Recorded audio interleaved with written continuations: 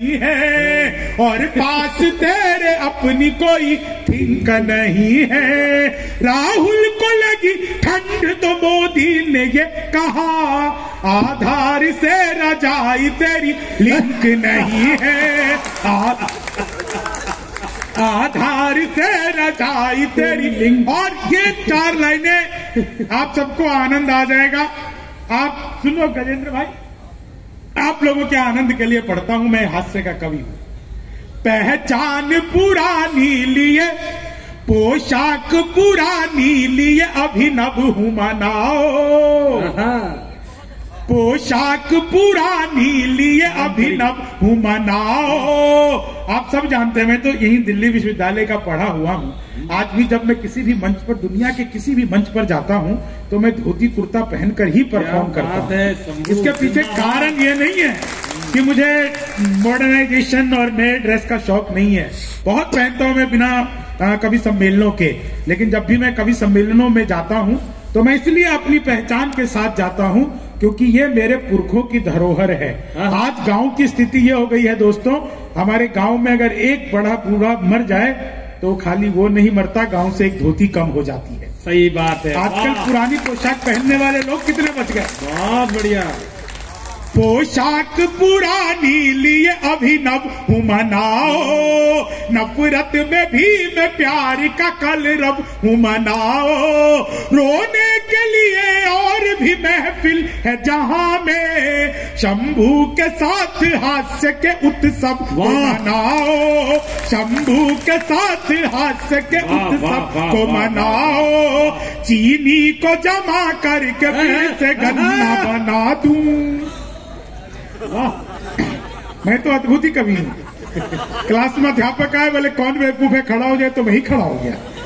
बोले तुम बेवकूफ हो। मैंने कहा नहीं सर, आप अकेले खड़े अच्छे नहीं लगते। जहां पे कितने सर हो, अगली पंक्ति में तो सारे सर ही बैठे हुए। मैं सच बता रहा हूं, क्या बढ़िया आप लोग सुन रहे हैं। और मैं आपका विशेष धन्यवाद करता हूं, आभार करता हूं। सबसे पहली बात मैं फिर से कह रहा हूं कि मेरी कल रात को 11 बजे प्रभांशी भाई से बात हुई। कल तक यह तय नहीं था कि हम इस सरस्वती पूजन के आयोजन को, इस परंपरागत कार्यक्रम को कर पाएंगे कि नहीं कर पाएंगे, लेकिन आपके भगीरथी प्रयास से ये संभव हो पाया कि यहाँ पे काव्य की गंगा बह रही है। मैं आपको प्रणाम करता हूँ। हमारी आयोजन समिति के सभी लोग जिनका संकल्प है कि पर्यावरण की रक्षा करनी है, और आज के इस आयोजन से पूरे डीयू ही नहीं बल्कि पूरे भारत में हम यह संदेश देना चाहते हैं कि पर्यावरण की रक्षा करना हमारा पहला कर्तव्य है, जिसके लिए हमारी सरकार भी कोशिश कर रही है। लेकिन जब तक हम और आप इसमें सम्मिलित नहीं होंगे तब तक यह पर्यावरण बचेगा नहीं। देखिए ना कितना अजीब सा मौसम हो गया है।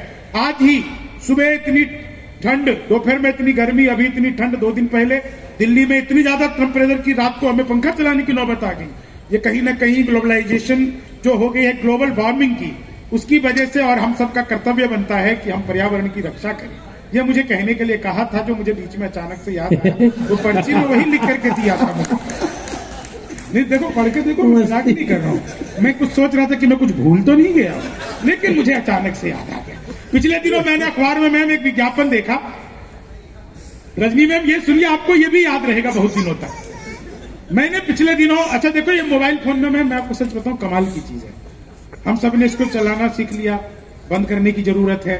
एक बाबा जी प्रवचन दे रहे थे, बोले भक्तजनों मेरा प्रवचन तो समाप्त होने वाला है। आज पूरे प्रवचन के दौरान आपने जो कुछ भी सुना उस सबको सुनने के बाद अगर आप चाहते हो कि आपको मोक्ष मिले तो मेरा चैनल सब्सक्राइब कर लेना।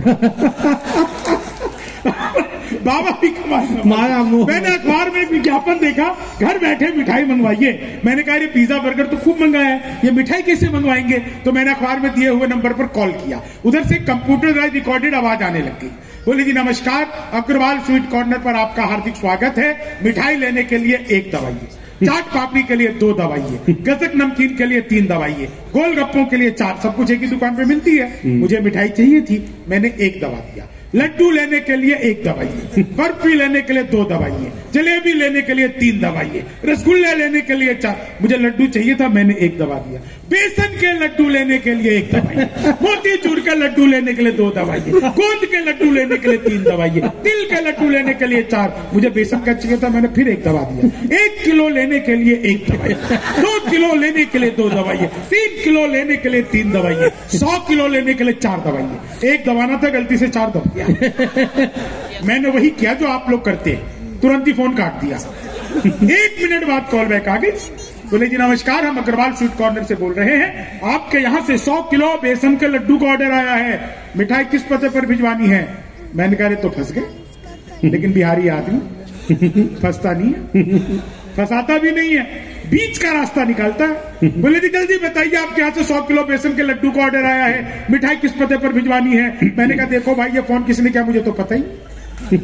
घर में हम 9 भाई हैं, सबसे बड़े वाले से बात करने के लिए 1 दवाई है, उससे छोटे से बात करने के लिए 2 दवाई है, उससे छोटे से बात करने के लिए 3 दवाई है, और जब तक असली वाला ना मिल जाए तब तक दबाते जाइए। आप लोग जोरदार तालियां बजाइए। चीनी को जमा करके फिर से गन्ना बना दूं। संस्कृत के अध्यापक आ गए, बोले तब सो माँ ज्योतिर्गमय में इसका हिंदी में अनुवाद करो। मैंने किया, माँ तो सो जा, मैं ज्योति के पास जा रहा हूँ। चीनी को जमा करके फिर से, हिंदी वाले ने पूछ लिया, बोले राहुल गांधी देश के प्रधानमंत्री बनेंगे, इसमें कौन सा अलंकार है? मैंने कहा जी असंभव अलंकार है। चीनी को जमा करके, हिंदी के ने फिर से पूछ लिया, बोले पद यात्रा किसे कहते हैं? मैंने कहा जो यात्रा पद के लिए किया जाए उसे पद यात्रा कहते हैं। और आजकल तो राहुल गांधी वो पैदल यात्रा पर हैं, पैदल तो वो पहले से थे। चीनी को जमा करके फिर से यात्रा पर अब चले हैं। चीनी को जमा करके फिर से, हिंदी के अध्यापक आ गए, बोले आमंत्रण और निमंत्रण में फर्क बताओ। मैंने कहा जो आमंत्रण आम के पेड़ के नीचे से दिया जाता है उसे आमंत्रण कहते हैं, जो नीम के पेड़ के नीचे से दिया जाता है उसे निमंत्रण कहते हैं। चीनी को जमा करके फिर से, हिंदी वाले ने फिर पूछ लिया, हिंदी के सच बता रहा हूं, बोले माल्यार्पण किसे कहते हैं? मैंने कहा जब सरकार हमारी सारी संपत्ति इकट्ठा करके माल्या को अर्पित कर दे तो उसे माल्यार्पण कहते हैं। चीनी को जमा, गणित वाले आ गए, बोले मैंने तुम्हारे पिताजी को 2000 रुपए 6% ब्याज पर 10 दिन के लिए, तो 10 दिन बाद कितना लौटाएंगे? मैंने कहा जी वो नहीं लौटाएंगे। बोले क्यों, तुम्हारे पिताजी गणित नहीं जानते? मैंने कहा जी आप मेरे पिताजी को नहीं जानते। चीनी को जमा करके, गणित वाले ने फिर पूछ लिया दशमलव किसे कहते हैं? मैंने कहा जब लगातार 10वीं बार लब हो जाए उसे दशमलव कहते हैं। चीनी को जब, गणित ने फिर पूछ लिया, बोले एक्स की वैल्यू बताओ। मैंने कहा जो हमें छोड़कर चली गई, हमारी नजरों में उसकी कोई वैल्यू नहीं है।